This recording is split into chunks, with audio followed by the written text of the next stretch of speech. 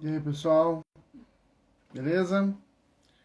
Hoje nós vamos continuar com a nossa jornada com o peregrino, capítulo 8 e 9 da versão que eu tenho, que é a versão da Mundo Cristão. Eu gosto bastante dessa versão, se bem que é a única versão que eu li. Mas eu já li várias vezes, bastante vezes mesmo o livro do peregrino. E hoje eu vou falar com vocês, explicar um pouquinho sobre o capítulo 8 e o capítulo 9.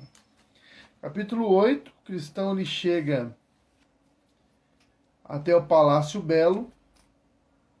Tem coisas interessantes acontecendo aqui nesse palácio. E o capítulo 9, o cristão ele entra em batalha contra o Apolion, contra o diabo. Aí tem também uma cena de ação aqui no capítulo 9. Bem, no nosso último encontro, eu contei para vocês, esse vídeo depois ele vai para o YouTube, né? Então, assim, se você não puder assistir hoje pelo Instagram, depois você pode assistir pelo YouTube. Bom, o último episódio nosso, ou no nosso último encontro, o peregrino ele sobe o Morro da Dificuldade. No meio do Morro da Dificuldade ele encontra uma proteção, né, um lugar onde o Senhor do Morro tinha fornecido para que o cristão pudesse descansar. E ele acaba dormindo ali naquele lugar. Fala, o Gabriel, beleza? Não sei se é o Gabriel ou a Juliana, sejam bem-vindos. Espero que vocês estejam me assistindo aí bem. Bom? Bem, o cristão então ele sobe o Morro da Dificuldade. Também passou por aqui a Isabela, Casimiro e agora está entrando aí a Priscila. Sejam bem-vindos. Ela está dando tchauzinho ali para mim, mas eu acho que eu não estou vendo.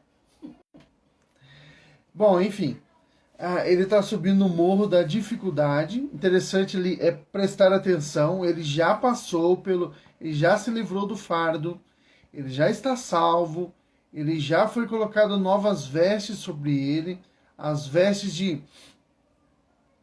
os trapos de imundícia dele, né? A justiça dele foi tirada e a justiça de Cristo foi colocada sobre ele. Ele está salvo. Ele está no caminho certo, ele passou pela porta estreita, ele passou pelo caminho, ele está andando no caminho estreito. Ele já enfrentou algumas dificuldades no caminho, encontrou com algumas pessoas que tentaram tirá-lo do caminho, ou então mudar a concepção que ele possuía do caminho. Mesmo assim, ele tem se mantido firme, de vez em quando vacilante, né? Mas ele tem continuado na caminhada. Enfim, ali no metade do Morro da Dificuldade, um morro que pertence a Deus, tá bom? Então, é o próprio Deus que é o Senhor dele, é o dono do morro. Isso é importante vocês notarem, vocês perceberem, porque o morro não pertence ao diabo. Foi o próprio Deus, várias vezes o peregrino, né, o cristão, vai dizer isso. O Senhor do morro se referindo a Deus. Tá bom? Então Deus é o Senhor do morro, ele é o dono do morro, tá bom? Ele que colocou a dificuldade lá. E vai explicar aqui que essa dificuldade foi colocada ali para que a fé dos salvos seja fortalecida, ou seja, testada, tá bom? Bom, o peregrino ele dorme ali ele chama de Caramanchão, é um lugar no meio do caminho ali onde ele descansa. O Pedro, meu filho, está aí também, seja bem-vindo, Pedro. Ele dorme ali no Caramanchão e ele perde o testemunho dele. Como eu já disse para vocês, a gente não sabe exatamente o que seria esse testemunho. É um rolo, que ele fala que é um rolo selado, que ele mantém perto do coração e de vez em quando ele lê esse rolo e ele se reconforta. Talvez o rolo seja o Novo Testamento, a gente não sabe dizer, tá? A verdade é que ele tinha um livro já, que ele vem lendo lá desde quando ele estava na cidade da destruição. Esse livro é a Bíblia, mas talvez, mas aí especulação, a gente não sabe direito, talvez esse livro, esse primeiro livro, fosse o Antigo Testamento e agora ele recebeu o Novo Testamento, o Evangelho, tá bom? Pois bem, o peregrino termina de subir o morro da dificuldade, meio assustado porque ele adormeceu, envergonhado porque ali era só um breve descanso ali no meio da dificuldade, mas ele não deveria ter dormido ali não era o lar dele, ali não era o descanso final dele, então era só para ele dar uma descansada e seguir o caminho. E ele acabou dormindo, ele não vigiou, tá? Essa é a ideia que o Bunyan, né, que é o autor do livro, quer passar. Ele não vigiou e por isso ele perdeu o testemunho. Bom, o que é esse testemunho? A gente não sabe direito, é esse livro, tá? Esse rolo. Ele sobe meio que correndo às pressas o morro da dificuldade, com aquela dificuldade, agora piorou porque está anoitecendo e ele está preocupado. Lembrando, esse livro foi escrito no século XVII, tá? Então o escuro era bem escuro mesmo, tá bom? Não tinha luzes como a gente tem hoje. Então você imagina uma caminhada na mata, né? Sem lâmpada, sem luz nenhuma, e ele tendo que passar por isso. Sem, né, enfrentando os perigos da noite, de animais selvagens e adversários no meio do caminho. Pois bem, depois vocês vão ver uma coisa, ele vai passar pelo Vale da Sombra da Morte e ele vai passar a noite. E aí vocês vão ver os perigos que é passar esse vale à noite. A noite é pior, tá bom? Tem muita coisa ali que é mesmo para guardar o cristão, né? Todos os cristãos. Mas, por bem, o cristão ele sobe, quando ele chega lá em cima, ele percebe que ele perdeu o rolo. Ele encontra com dois homens que estão fugindo, tá bom? De dois leões que foram vistos no meio do caminho, estão dormindo, mas eles têm medo de que esses leões acordem e os ataquem. Eles tentam incentivar o cristão a desistir da jornada, eles tentam desmotivar, né? Talvez assim seja a expressão mais correta, desmotivar o cristão para que ele desista, mas ele não desiste, só que ele tem que voltar para buscar o seu rolo. Quando ele volta correndo e começa a procurar o rolo, o seu testemunho, ele acaba encontrando, caído debaixo do banco onde ele adormeceu. Ele pega o testemunho e ele sobe, mas ele começa a chorar muito, porque ele está tendo que passar duas vezes pela dificuldade, que ele deveria ter passado uma vez só, e ainda piorou a situação, porque ele vai chegar naqueles leões à noite. E é exatamente isso que acontece. Ele sobe, se lamentando sempre, muito triste, porque ele considera a sua falta de vigilância como um pecado, e realmente foi, tá bom? Ele não vigiou e ele pecou. E aí, o Andresa está por aí também, e aí ele pecou contra Deus, então ele sobe o morro e chega até onde os leões estão. E ele fala que da onde os leões estão, no meio do caminho, até o Castelo Belo, que é um dos castelos que foram feitos pelo Senhor do caminho, pelo Senhor do morro, ou seja, por Deus, era um lugar de descanso do peregrino, ali ele poderia ter repousar, tá? Entre a porta do castelo e onde ele está, estão os leões. E os leões, só que ele não sabe, os leões estão acorrentados.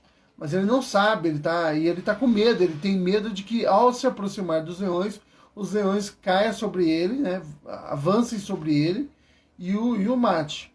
E ele seja morto no meio do caminho e ele não chegue à cidade celeste, né, Canaã celestial, até o céu. Bom, o peregrino fica ali parado, o cristão, né, fica ali parado, e aí o porteiro do castelo fala para ele, olha, segue, vem. Aí ele fala, mas tem um leão no caminho. Ele falou, foi o senhor do caminho que deixou esses leões aí, eles estão acorrentados. Será que você tem tanto medo assim dos leões que você considera mais preciosa a sua vida do que né, aquilo que o Senhor do caminho lhe promete, e aí o cristão, envergonhado mais uma vez, avança, né, o caminho e ele passa pelos leões que não o atacam e ele chega até o castelo. Só que ele tenta entrar no castelo. Antes de entrar, o porteiro começa a fazer várias perguntas para ele. São sempre aquelas mesmas perguntas, né? Que todo lugar que o cristão chega é feita a ele. De onde você é, quem você é. E aí eles falam quem ele é, que ele veio da cidade de destruição. E aí ele conta para nós o nome original dele. Tá? O nome do cristão original não é cristão, é desditoso, ou seja, é infeliz, né? Ditoso é alegre, né? Contente. E ele é o desditoso, esse era o nome dele. Então o nome dele de cristão, o nome cristão é dado para ele quando ele começa a se arrepender dos seus pecados, quando ele tem consciência dos seus pecados ainda lá na cidade da destruição. O porteiro conversa com ele e fala, olha, eu vou chamar uma das moradoras, uma das virgens do castelo, porque esse é o costume daqui, ela vai conversar com você, e você vai, e se ela achar que você é digno de entrar no castelo, você poderá entrar, tá? Existem algumas virgens que moram ali. Essa primeira que é chamada, o nome dela é Prudência, tá bom? A Prudência vem até ele e começa as mesmas perguntas de sempre. De onde você é? Como você chegou até aqui? Você passou pela porta? Né? E aí ele responde essas perguntas. E ela fala assim, mas o caminho foi tranquilo até aqui? Ele conta dos erros que ele cometeu, dos pecados, ele sempre confessa, tá? Esses pecados. E aí a Virgem permite a entrada dele no castelo. Mas antes ela chama suas irmãs. Tá? E aí vem as irmãs a piedade, a caridade, né, o amor, elas vêm conversar com ele também para saber, né, como foi que ele chegou ali, fazer perguntas para ele. Ele responde essas perguntas e elas permitem a entrada dele. Ele entra no castelo e é dito que será preparada uma ceia para ele. Tá? Ele vai comer ali no... Só um pouquinho, pessoal. Eu estou tendo um contratempo aqui.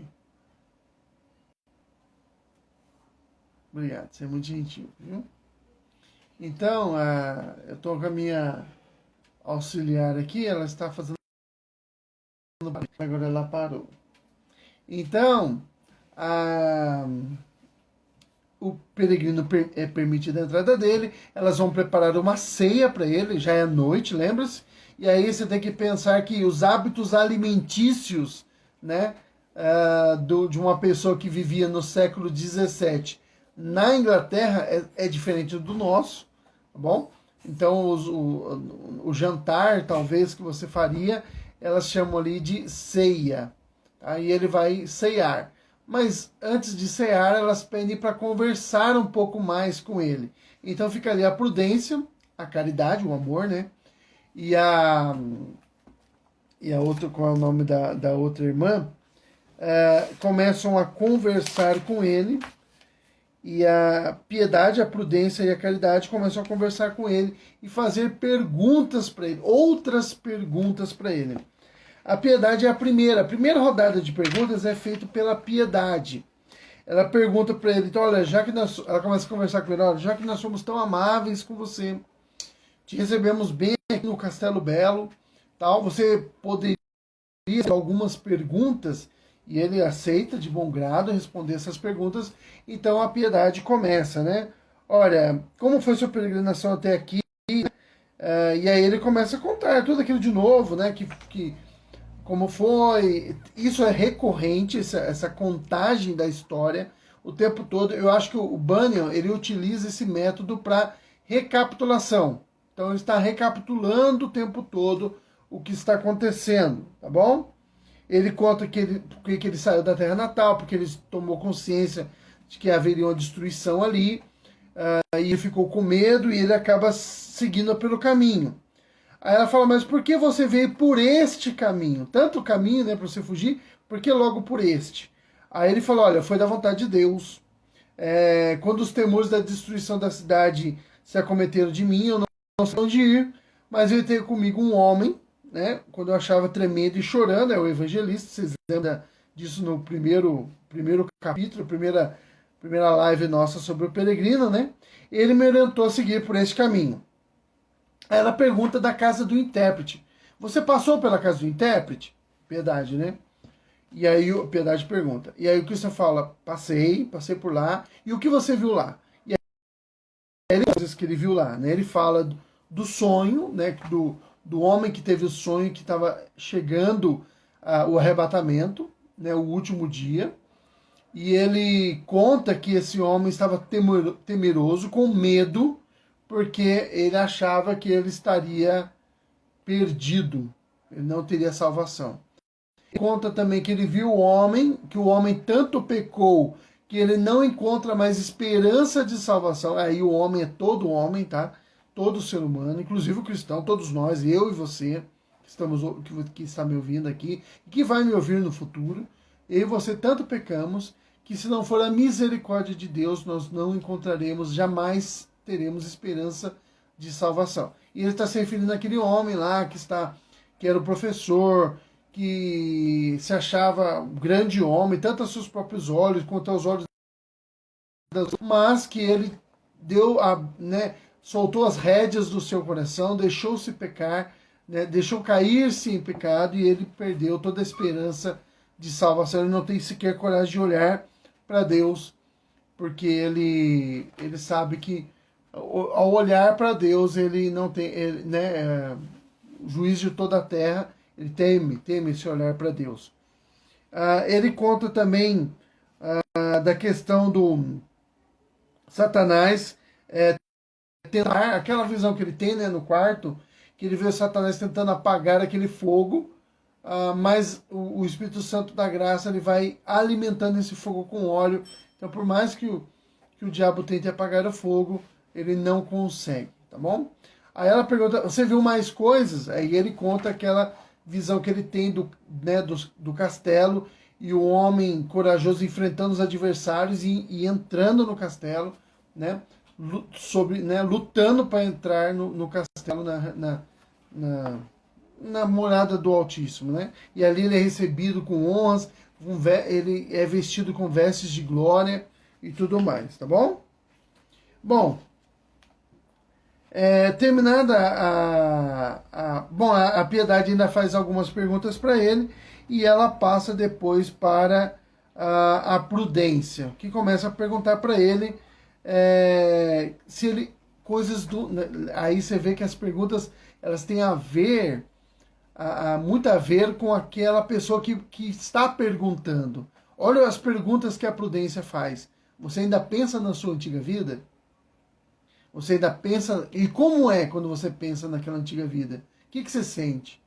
E aqueles antigos pecados que você cometia? Eles ainda estão presentes? Esse tipo de coisa.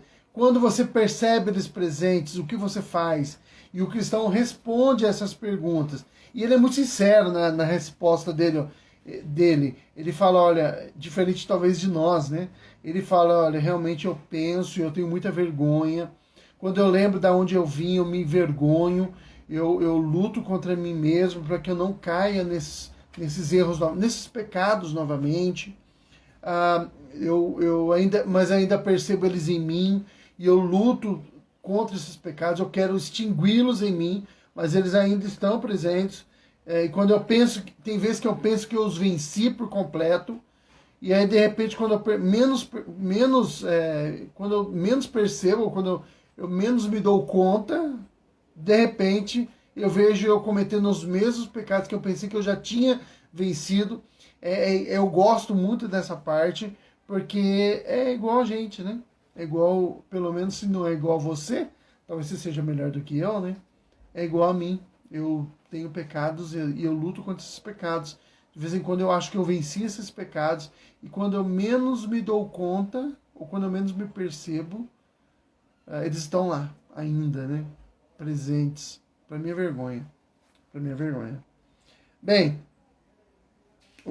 essas são as perguntas da prudência, né? E ela pergunta para ele também: o que faz você tão desejoso de entrar de seguir os caminhos, né? De ir para o Monte Sião. O Monte Sião é referência à morada de Deus, né? Ao céu. Aí ele falou: olha, eu pretendo ver vivo aquele que morto vi pendurado em uma cruz. Porque ele conta, né, que ele viu Jesus pendurado na cruz. É lógico que essa visão é simbólica, tá? Mas é aquele momento que ele vê a cruz, ele vê, e aí ele conta o que a gente não tinha percebido lá atrás, quando ele fala da visão. É que ele vê Jesus crucificado, tá bom? Então é a ideia de que Jesus está morrendo e ele vê Jesus crucificado, tá? E aí o fardo desamarra das costas dele, cai, e aí ele recebe o selo na testa, né? Em nome de Deus. A roupa, né? A justiça de Cristo é colocada sobre ele e ele recebe o testemunho que ele carrega sempre com ele, tá? E ali são 3 seres resplandecentes que entregam essas 3 coisas. Um diz para ele, né, que os seus pecados estão perdoados, seus pecados estão perdoados, e sela a testa dele, né? Pôs uma marca na testa dele. Então essa é a Trindade ali aparecendo, né? O Pai, o Filho e o Espírito Santo. Bom, assim que a prudência termina a sua conversa, é a vez da caridade. E olha as perguntas da caridade. Você tem família? Você tem filhos? Onde é que estão esses filhos? Onde é que está sua esposa? E ele fala: olha, eu tenho uma esposa, eu sou casado, eu tenho 4 filhos, mas eles não quiseram vir comigo e eles acabaram ficando lá na minha terra, na cidade da destruição. E aí a caridade, né, é o amor, né? Esse negócio de caridade, se você tem uma Bíblia Almeida Revista e Corrigida, Almeida foi o tradutor, né? Foi um pastor português que viveu no século XVII, mais ou menos na mesma época que foi escrito Peregrino até, tá? Ele traduziu a Bíblia dos originais, ou seja, do grego e do hebraico, para a Natália Strass, então aí também, o Daniel Kaufmann, não sei se ainda está aí, mas esteve conosco aí. Fala, Natália, até que voltou, né? Até que enfim. Mas então, o João Ferreira de Almeida, ele traduz a Bíblia dos originais, ou seja, o Novo Testamento do grego para o português. O português de Portugal, né? Claro. E depois ele traduz quase todo o Antigo Testamento. Ele estava já em Ezequiel, quando ele morre, e aí alguns discípulos do Rigui Cris Ribeiro entrou aí também, a Cristina, minha cunhada, seja bem-vinda. O João Ferreira de Almeida, ele morre, ele está em Ezequiel, e aí os discípulos dele terminam, a Beatriz Venturini, seja bem-vinda, terminam a tradução do Antigo Testamento, do grego, desculpa, do hebraico para a língua portuguesa. Pois bem, se você tem uma Bíblia revista e corrigida, que é a Bíblia normalmente que a CPAD lança, ela vai falar assim, sempre, ao invés de utilizar o termo amor, ela vai utilizar o termo caridade. Aí você fica pensando, mas por que caridade? Caridade é fazer algo de bom para alguém. Não é bem isso não, tá? O que acontece? Isso é um problema de semântica, tá? Então a aula de português aqui é gratuita. O que acontece? De vez em quando o significado de uma palavra muda, porque a gente começa a utilizá-lo de forma não apropriada.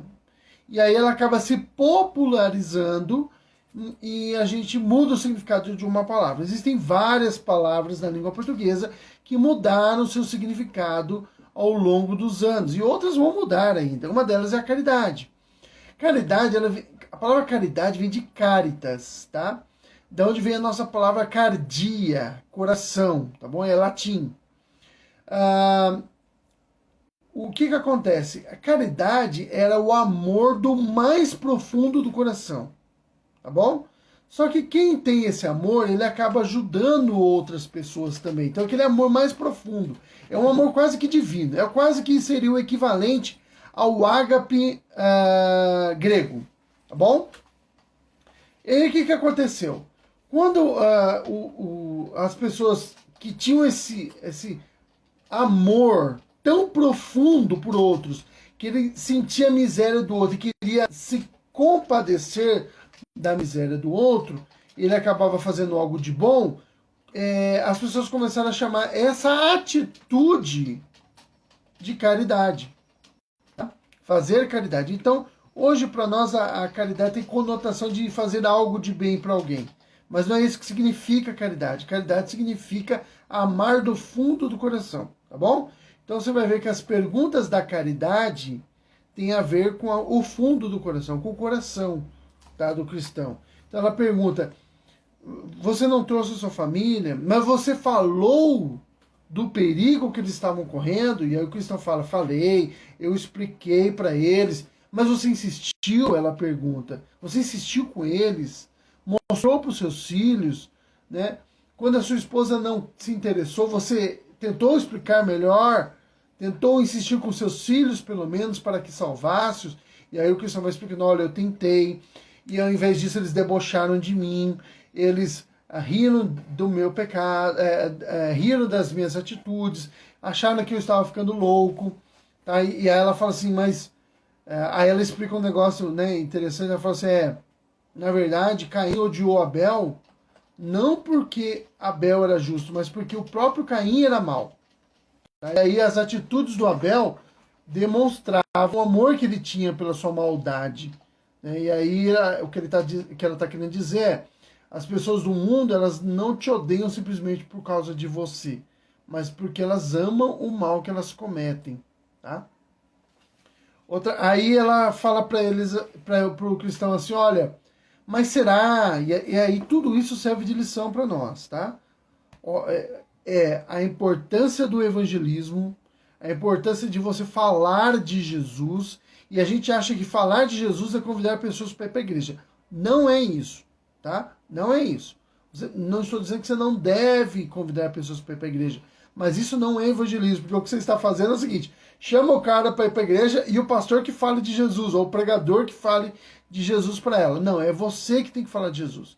Você tem que falar do evangelho para ela. E depois que ela estiver já produzindo fé salvadora, você perceber que ela está começando a se inclinar para o evangelho, para a verdade do evangelho, aí você leva ela para a igreja, tá? Porque ela já está pronta para adorar a Deus. Mas, enfim, outra coisa também que a caridade fala para o cristão é: por um acaso, olha que coisa interessante, olha que coisa importantíssima, preste atenção. Por um acaso, enquanto você pregava, falava de Jesus, né? Vamos dizer assim, não é bem essas palavras que a caridade utiliza. Mas quando você falava de Jesus, quando você falava do evangelho para os seus filhos e para a sua esposa, será que a sua atitude não era contrária ou não desdizia, ou seja, era contraditória com aquilo que se chocava com aquilo que você estava pregando? Então você falava de Jesus, mas vivia como um ímpio, né? Como alguém que desdenha de Deus, que o seu testemunho não confirmava a mensagem que você pregava. E aí o cristão fala: olha, eu confesso que muitas vezes isso aconteceu, mas eu insisti com ele, eu me esforçava.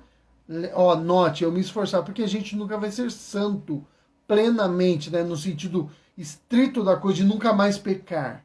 A gente é santo porque Cristo nos tornou santos, né? Somos santos porque Deus nos aceita como santos, mas nós não somos santos no sentido de que não pecaremos mais.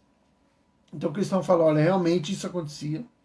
Eu muitas das vezes, as minhas atitudes, o meu pecado, eles foram contraditórios com aquilo que eu estava pregando, mas eu me esforçava para deixar isso claro para eles, que era a minha fraqueza, e eu insisti, lutei contra o meu pecado, para que o meu pecado não servisse de embaraço para eles.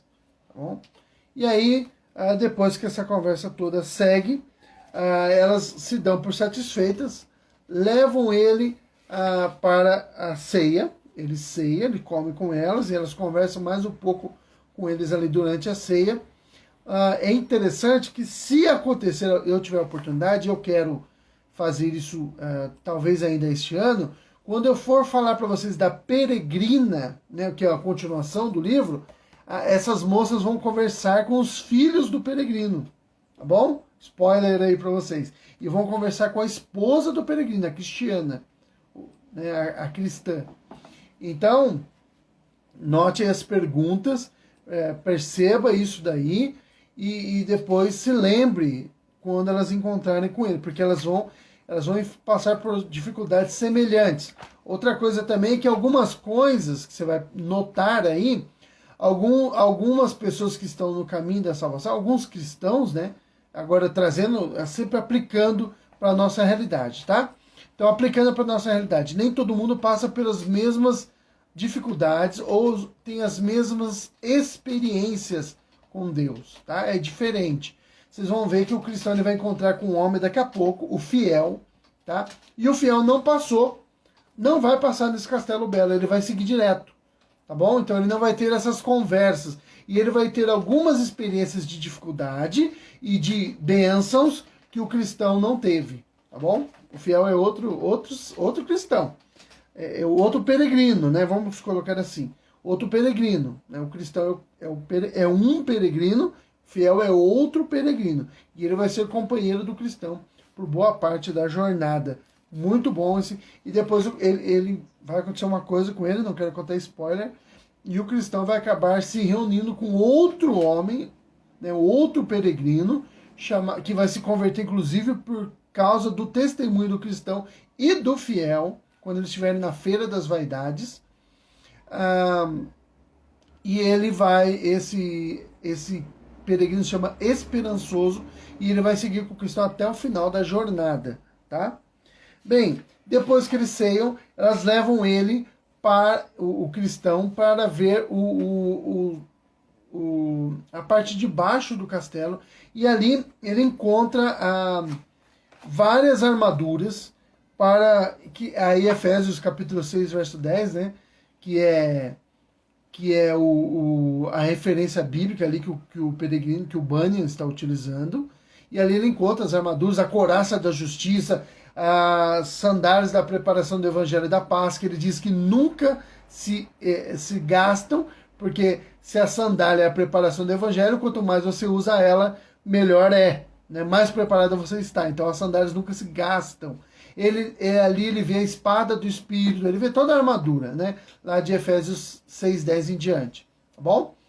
Bom, o peregrino então passa a noite ali com elas, e no outro dia de manhã ele pede para ir embora, seguir caminho. Elas falam para ele, não, fica conosco mais esse dia.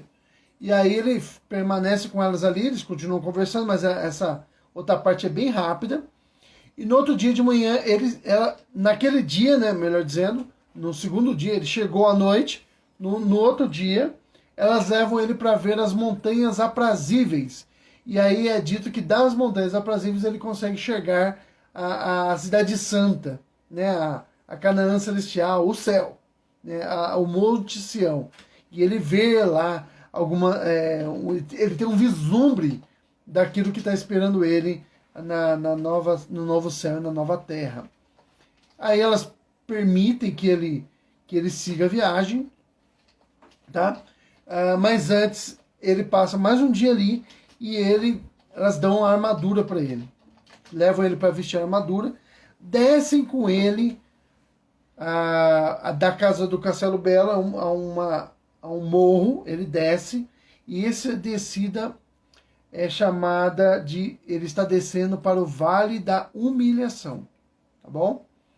Ele desce para o Vale da Humilhação, e aí tem algumas coisas interessantes que você precisa notar. As 3 moças descem com ele, então a piedade, a prudência e a caridade descem com ele até o Vale da Humilhação, e ali ele vai ser humilhado. É o vale onde ele desce para ser humilhado. Todo cristão, uma hora ou outra na sua vida, passa pelo Vale da Humilhação. E aí tem umas coisas importantes que você deve notar. Ele escorrega algumas vezes no caminho. Essa escorregada no caminho significa que ele está resistindo à humilhação. Ele não quer passar pelo vale da humilhação.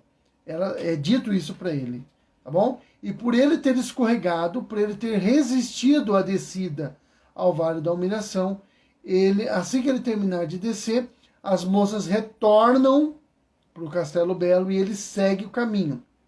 Só que ele encontra com o diabo, tá? O Apolion. Por que ele se encontra com o Apolion? Por que o Apolion vem encontrar-se com ele? Apolion, lembre desse nome. Esse nome é um dos nomes de um demônio que é encontrado lá no livro de Apocalipse, tá? Enfim, ele encontra com esse Apolion. Apolion está vindo, né, no caminho, e o Apolion vem na direção oposta, e ele toma um susto quando ele vê o Apolion. Ele descreve o Apolion como sendo um monstro, e ele resolve fugir. Só que quando ele vai correr, ele se lembra que toda a proteção da armadura dele está no lado da frente. A armadura não foi feita para covardes. Se você tentar fugir, as suas costas estão desprotegidas. Ele tem o escudo da fé, a couraça da justiça, o capacete da salvação, a espada do Espírito, a sandália, né, a preparação do Evangelho da Paz, enfim, o cinto da verdade, mas as costas estão desprotegidas. Então, se ele tentar fugir, o Apolion vai lançar sobre ele um dos seus dardos e ele vai morrer, ele não pode fugir, tá? E aí começa uma conversa entre o cristão e o Apolion. O Apolion tenta dissuadi-lo a continuar a jornada, exige, né, se proclama senhor do cristão. Ele fala: eu sou o seu mestre, você vivia na minha cidade, você é meu súdito, você vivia na cidade da destruição, onde eu sou o soberano, você fugiu das minhas terras sem minha autorização. E aí, para você entender um pouco disso, mais um pouquinho de história para você entender isso, você precisa entender as leis de vassalagem, tá? Do final da Idade Média, final da Idade Média, início da Era Moderna, que é quando o Bunyan está escrevendo o livro.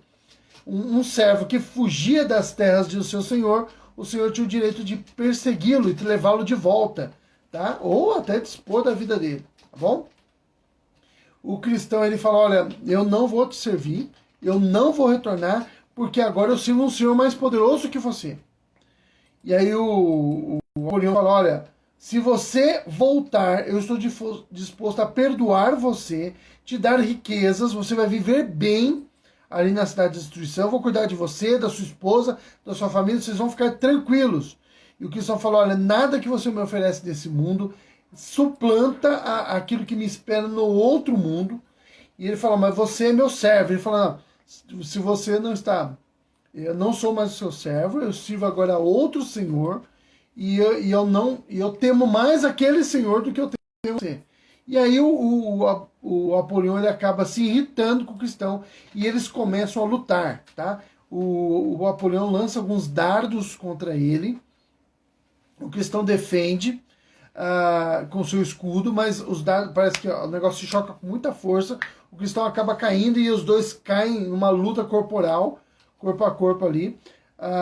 Corporal é corpo a corpo, né? Cara, é a mesma coisa. Então, o Bunyan, ele fala que por vários momentos ali o cristão esteve perto a sucumbir, inclusive um dos dardos tinha acertado a cabeça dele, ele está machucado, e o Apolion tenta destruí-lo, matá-lo de uma vez, e o cristão, a espada do cristão, enquanto eles travam a luta, a espada cai, e aí o cristão vai tentando esticar a mão para pegar, né, lá, cenas de filme que você vê hoje em dia. O Bunyan já estava escrevendo isso há 400 anos atrás. E aí o cristão,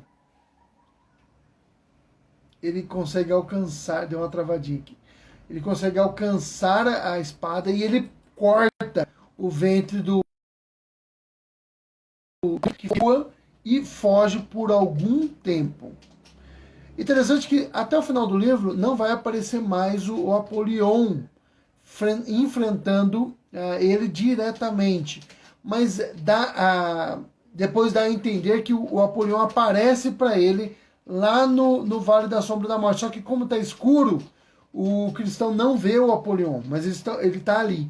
Tá? Ele está ali atormentando o cristão no Vale da Sombra da Morte, mas não é matéria do nosso encontro de hoje. Tá bom? Assim que ele foge, o cristão, aí a ideia de que resistir ao diabo e ele fugirá de vós, né? Ele fugiu e agora o diabo não tem mais coragem de enfrentar o cristão frente a frente. Ele sempre vai atacar o cristão, mas de forma sorrateira, tá? Mas nunca de combate frente a frente, porque o cristão o derrotou, né? O cristão resistiu a ele, pelo menos. Tá? A ideia de como o diabo já é vencido por Cristo, quando nós resistimos, ele foge, ele é covarde. Tá bom? Não precisa ter medo do diabo, não. Só respeite ele, que também não é pela nossa força que nós o enfrentamos, né? É pela força de Cristo. Bem, assim que o Apolion foge, o cristão ele continua a jornada ali pelo vale da humilhação. Ele fala que o vale é muito bonito, apesar de ser um lugar de humilhação, né? E depois vai ser explicado para eles que tem gente que vive a vida inteira ali no Vale da Humilhação, porque é um vale muito fértil, é um vale muito abençoado, mas é um lugar onde você vai para ser humilhado. Quem não se importa, não é orgulhoso, quem não é arrogante, ele normalmente passa tranquilamente pelo Vale da Humilhação. O problema é quando a pessoa é orgulhosa e arrogante, que é o caso ali do cristão, tá? Quando o Apolião foge, o cristão surge uma mão misteriosa, boa aqui, vou ler só o último parágrafo aqui, né? E assim que o cristão, o Apolião foge, o cristão ele canta um hino, lembra? O Banner ele gosta dessas coisas, ele canta, sempre está cantando músicas, em todo capítulo você encontra isso praticamente, tá? E aí uma mão misteriosa traz para ele algumas folhas da árvore da vida. E aí ele come, né? Trata as feridas com essa folha da árvore da vida e aí ele se cura com essa